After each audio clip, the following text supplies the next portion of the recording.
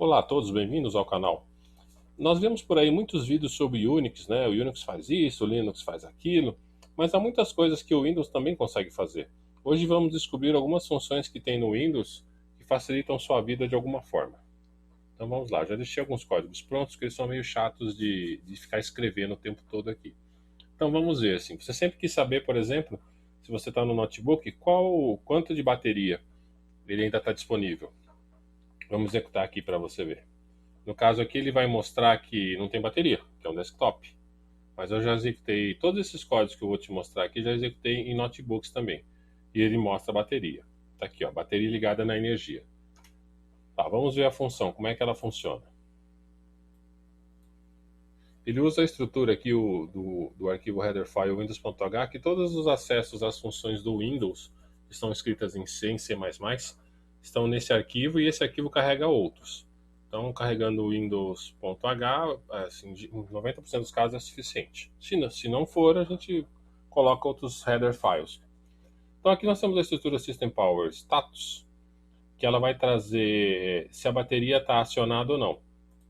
Então, a primeira coisa que tem que fazer executar essa função aqui, que é o Get System Power Status, que é a função do Windows que lê essa estrutura System Power Status.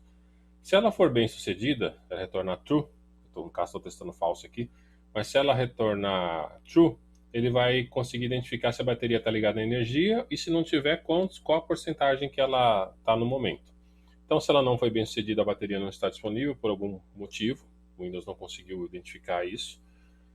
Se o retorno da função for ok, você vai testar esse campo aqui, se esse AC line status é igual a 1, se ele está ligado na linha AC, né? Se ele te for igual a 1, significa que a bateria está ligada à energia, a bateria ou qualquer dispositivo, né? No caso é o desktop que está ligado aqui, ele identifica que está ligado à energia elétrica.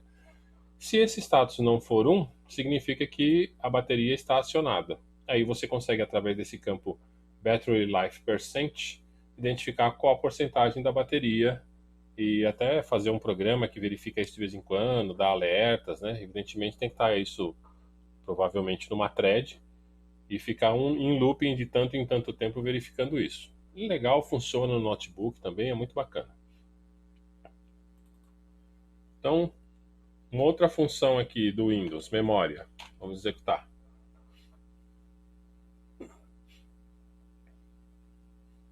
Olha lá, identificou o uso de memória 81%, porque está rodando bastante coisa na minha máquina aqui. Ele funciona igual a bateria, de tempos em tempos você pode dar uma verificada. Vamos ver como é que é a função da memória. Ela é bem simples, na verdade. A maioria das funções do Windows trabalham com estruturas. Uma vez que você passe ela para a função respectiva, ela retorna sem maiores problemas. Então aqui nós temos o Memory Status X. A única coisa que você tem que fazer é passar o tamanho da estrutura nesse caso aqui. São coisas que o Windows às vezes pede, ou o tamanho da estrutura, ou a versão que você está usando, porque aí internamente ele sabe o que fazer com esses dados. Esse EX aqui, no caso do Memory Status X, significa que ela é estendida. Tem também uma estrutura sem o EX, que tem menos campos, ou campos que não são usados atualmente. Todas que tiver EX são de extensão. Que no caso deve ter tirado alguns campos, ou colocado os campos a mais. Aí ele precisa do tamanho para saber qual a estrutura que ele está mexendo no momento. Se eu der um Ctrl clique aqui para ver, aqui, ó, tá vendo? Essa é a estrutura aqui, ó, todos os dados que ela tem. Tá tudo no caso tá no systoinfo.ap.h, que está dentro do windows.h. Você sempre pode consultar aqui, ó, as APIs, está tudo direitinho aqui. E depois que você deu o tamanho dela, você executa essa função Global Memory Status X. Você pode ver que o nome da estrutura e o nome da função são muito parecidos, passando o endereço da estrutura e automaticamente nesse campo aqui DW Memory Load, ele vai trazer quanto de memória está usado. Assim também, né? Muito simples de utilizar. Vamos para a próxima. CPU. Isso é sempre muito legal. Vamos executar aqui. Ó, eu coloquei em looping por um seguinte motivo. A primeira vez que ele carrega, ele ainda não conseguiu pegar os dados corretamente. Ele precisa que seja executado algumas vezes para que ele consiga ir atualizando isso. Curiosamente, ele só começa com o número 7 e depois ele atualiza direitinho. Engraçado. Deixa eu dar um Ctrl C. Então vamos para a CPU. Isso daqui é um pouco mais complicado que os outros, que ele faz muitos cálculos. Por quê? Porque num sistema operacional, isso vale para o Unix, para o Mac e o Windows, evidentemente, você tem programas que estão aguardando por algum motivo, está em idle, por isso que tem aqui idle time. Você tem os programas do kernel, que você não tem o menor controle da execução deles. No Unix você ainda tem um certo controle em alguns programas do kernel, mas no Windows você não tem tanto assim. E no Mac também você tem um certo controle, mas em geral você não fica mexendo nisso. Então ele tem que calcular também quais são os programas do kernel que estão funcionando e quais são os seus programas, o user time. Então nós temos o idle time, que são programas que estão aguardando ou dormindo por alguma forma, aguardando comunicação via internet, via rede, você espetar uma USB, eles estão lá dormindo. Enquanto você não faz uma ação específica, eles estão parados lá, mas eles consomem CPU. O antivírus, por exemplo, ele está em idle time e ele consome CPU. Às vezes ele consome mais, às vezes consome menos. Então ele tem que fazer esse cálculo. O kernel também tem seus próprios programas e você tem seus próprios programas. A função que é utilizada para verificar todos esses tempos é o getSystemTimes. Então aqui ele vai retornar nessa estrutura FileTime todos os tipos de programas, CPUs e o que eles estão fazendo. Aí nós temos uns cálculos aqui, né? Se foi bem sucedida o getSystemTimes, ele faz alguns cálculos aqui. Cada cálculo separado do idle, do kernel e do user. São bastante cálculos, né? São vários cálculos aqui. No final ele faz uma checagem de diferença do kernel e do usuário. Se o tempo foi diferente, significa que está tendo uso de CPU. Aí ele faz um cálculo mais aprimorado aqui. Eu não vou entrar em detalhes desses cálculos. Primeiro que eu não sei todos os cálculos que estão aqui. Segundo que isso não é interessante, simplesmente funciona. Eu peguei o gerenciador de tarefas aqui e fui comparando o que ele estava mostrando com o gerenciador de tarefas e ele funciona muito bem. Evidentemente que você tem que dar um tempo aqui com a função sleep, de 1 segundo, né? Aqui significa em milissegundos, então 1000 milissegundos é 1 segundo. De segundo em segundo ele vai mostrando a CPU. Vamos executar novamente só para mostrar que é legal. Olha lá, ele primeiro começa com 7, não sei porquê, depois ele atualiza direitinho. Se mostrar aqui o desempenho de memória, CPU, pode ver que eles têm tempos diferentes, mas bate os números. Eu não sei de quanto tempo o gerenciador de tarefas atualiza, mas aqui está para 1 segundo. E bate direitinho. Legal? Então vamos para o próximo aqui. HD. Eu quero saber quais são os HDs que estão na minha máquina e qual o espaço que eles estão ocupando, tanto total como livre, como usado. Vamos executar para ver? Aqui, ó. No meu caso aqui eu tenho um drive CD-ROM, ele vai mostrar 0 em tudo, porque o drive CD-ROM não tem nada. Tem 2 drivers de rede aqui, de 1 GB ou 931. Aí está mostrando quanto tem livre, quanto tem de usado. Aqui é a mesma coisa, o outro drive F. Legal? E o drive C, né? No caso ele é um SSD, por isso que está com a quantidade pequena aqui, né? Ele só tem 223 GB. Mas tem aqui espaço livre e espaço usado. Funciona muito bem. Então vamos ver como é que é ele. Eu fiz uma lista aqui para ele passar todos os drivers disponíveis, porque a função ela consegue pegar um driver de cada vez, ela não traz uma lista. Então a primeira coisa que eu fiz aqui foi criar uma lista de A a Z, 26 letras do alfabeto, que são os disponíveis para criar drivers. Criei uma variável aqui que vai conter a string que a função precisa, que no caso no formato é a letra do drive, 2 pontos, barra, barra, que é o que está aqui. Ele precisa desse formato, a função. E fiz um for aqui para ler as 26 letras do alfabeto para verificar se algum delas é um drive. Então a primeira coisa que eu fiz aqui é substituir, né, o primeiro byte. Então aqui interrogação virou A, 2 pontos, barra, barra, e vai passar para a função getDriveTypeA. Se você estivesse usando o Unicode, seria type W aqui. Mas como eu no caso eu não estou usando e é muito difícil alguém usar Unicode, ele está usando type W. Você pode acessar as funções do Windows tanto assim, só o nome delas, ou colocar o escopo 2 pontos, 2 pontos, que ele sabe que é do sistema operacional. Aí se você, dependendo do que você tiver aí de SDK, ele vai te dar as dicas, tá vendo? Então tá, essa função aqui vai retornar um unsigned int, que é o tipo de driver que está disponível. Se nós clicarmos aqui e olharmos o header file, você pode ver que tem uma lista de drivers que ele consegue identificar aqui.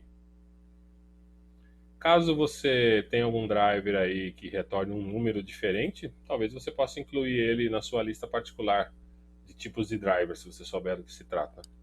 Então vamos lá. Se ele retornar o driver no e o drive no rootdir, significa que ou ele não conheceu o driver, o drive não está disponível de nenhuma forma, ou não está no formato que ele identifica. Por isso que tem essas duas condições aqui, ele dá um continue. Não identifiquei o driver, não vou nem listá-lo. Aí ele pode retornar se o driver é removível, se o driver é fixo, HD, se ele é um remoto de rede, se ele é um CD-ROM ou se ele é um RAM disk. RAM disk é legal, já usei várias vezes, é que você criar um driver virtual na memória. Claro que ocupa um pedaço da memória. Ele é muito bom quando você tem um arquivo que é acessado com muita frequência e demora muito para ser acessado, por exemplo, um mini banco de dados, um MongoDB da vida, se couber na memória, né? Você consegue colocar lá. Ou algum tipo de arquivo que você está compilando e ele é muito grande e para gerar o arquivo ele é muito pesado, né? Para fazer geração. Então você põe lá o arquivo .o no caso do C, né? C++. Você já põe ele lá para que ele tenha um acesso rápido. Então identifica o RAM disk também. Então, aqui ele vai mostrar. E para mostrar o espaço em disco, nós temos o getDiskFreeSpaceA, que você passa para ele o caminho do driver, que eu já formatei aqui em cima, né? Que era o A2 que já está aqui em cima. Né? Você passa o driver para ele, que é um const char pointer, e uns deal words, que são setores por cluster, bytes por setor, e assim vai. Quando ele fizer o retorno aqui, passando o endereço de memória das variáveis na ordem que está aqui, para fazer os cálculos de espaço livre é meio chatinho. Você tem que conhecer um pouco de como funciona um HD ou como funciona um disco rígido.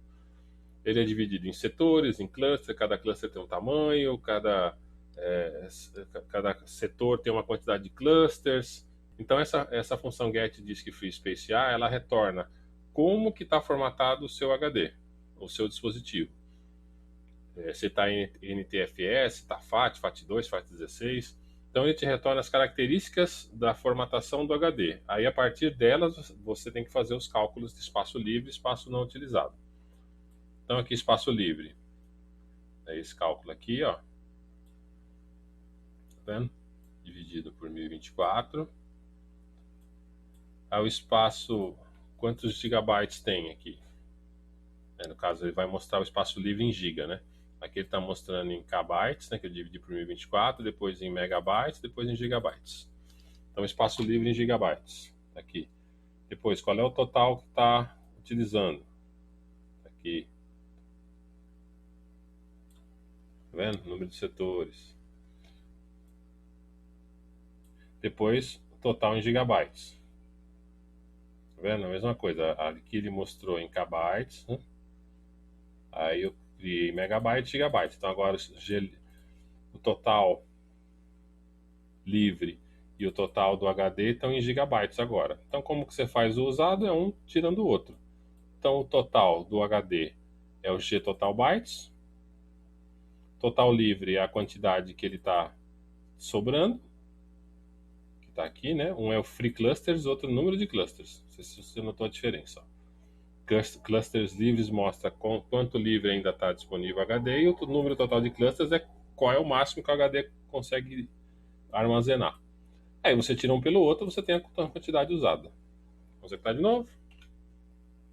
Tá lá. Legal. Vamos para o próximo. Internet. Nesse caso aqui, ele não vai saber o tráfego da internet, ele só vai saber se está ligado ou desligada, se você tirou o plug ou não. Internet conectada. Porque para saber o tráfego depende do driver que você instalou na sua máquina. Não é bem o Windows que gerencia sozinho. As funções dele só vão identificar se está ou não conectado. Agora, o tráfego e como está passando é o driver da rede que vai identificar isso. Aí você teria que ter acesso ao driver da rede. Vamos ver como é que foi só na internet. Ela é muito simplesinha também. Ela só precisa de um identificador aqui, um dword, que é uma variável como se fosse um int. Vamos executar ela. Vamos ver ela como é que é. Um dword, na verdade, é um unsigned long int. As definições que o Windows adora colocar, né, umas macros para poder ter compatibilidade, né, com as próximas versões do Windows. Isso é legalzinho. E a função é o Is Network Alive. Você só precisa do The Word para passar para ela. Ela vai retornar falso se a internet estiver desconectada ou verdadeira se ela estiver conectada. Muito simples, só para você saber se está conectado ou não. Mas para executar ela, você precisa de um outro cabeçalho, que é esse aqui, ó, senseapi.h, que é as APIs de sensores. Vamos tentar ver o que tem lá dentro. Olha lá, tem coisas de internet aqui, e ela faz referências a outras APIs. Então, ela está aí. E ela tem que também, você tem que colocar na sua biblioteca, linkar esse cara aqui, ó, Sense API. Você tem que dar um link no ponto .lib desse cara do Windows aqui. Se você não fizer isso, ela não vai funcionar. Porque dentro dessa lib é que tem as funções de sensor de internet. Ela vai ter a função Is Network Alive. Então você tem que linkar essa lib, senão ele não reconhece essa função. Certo? E a última, porém não menos importante, é algumas características do sistema. Vamos executar, só para você ver. Isso aqui é mais informativo, é o sysinf que você geralmente usa. Tem mais campos aqui, mas eu separei os mais comuns aqui. Número de processadores, o tipo de processador, número de processador aqui, tamanho da página, quer dizer, cada cluster é alocado com qual tamanho, máscara ativa do processador não sei o que é, a arquitetura do processador é 9, aí você tem que ver se o chip é Intel ou AMD, o que a arquitetura 9 significa. Você pode botar um texto ali, talvez. Nível do processador é a mesma coisa. Isso aqui é mais informativo, não é tão útil. Mas vamos ver como é que ele funciona. Ele também tem uma estrutura sysinf. Você pode clicar aqui e ver que ele tem mais informações. Se você quiser dar um print, eu imprimi as principais. Aí você tem a função getSystemInfo passando a estrutura para ele preencher. E no retorno você tem essas variáveis aqui. Deixa eu colocar aqui para facilitar a visualização. Aí a partir daqui você tem que, sabendo que processador que é, identificar o número que ele vem ou a descrição que ele vem e o que significa. Isso é mais informativo, não é tão útil assim, mas para mostrar que existe. Vou fechar aqui. Muito bem, espero que tenham gostado dessas funções aqui. As que eu uso com mais frequência, tem até programinhas que ficam monitorando para mim, é a bateria, memória e CPU. E HD depende, se eu acho que um HD eu preciso ficar monitorando o espaço dele, eu acabo usando essa função e fazendo alguns ifs lá para ver se está ocupando 10% do espaço, por exemplo. O Windows já faz isso, mas eu prefiro ter avisos tanto sonoros como visuais. Se a bateria está acabando ou não, se a memória está acabando, se a CPU está muito alta, para saber o que fazer, né? Bom, espero que vocês tenham gostado. Por favor, não esqueça de dar um like, inscreva-se no canal e clique no sino para receber notificações. Obrigado.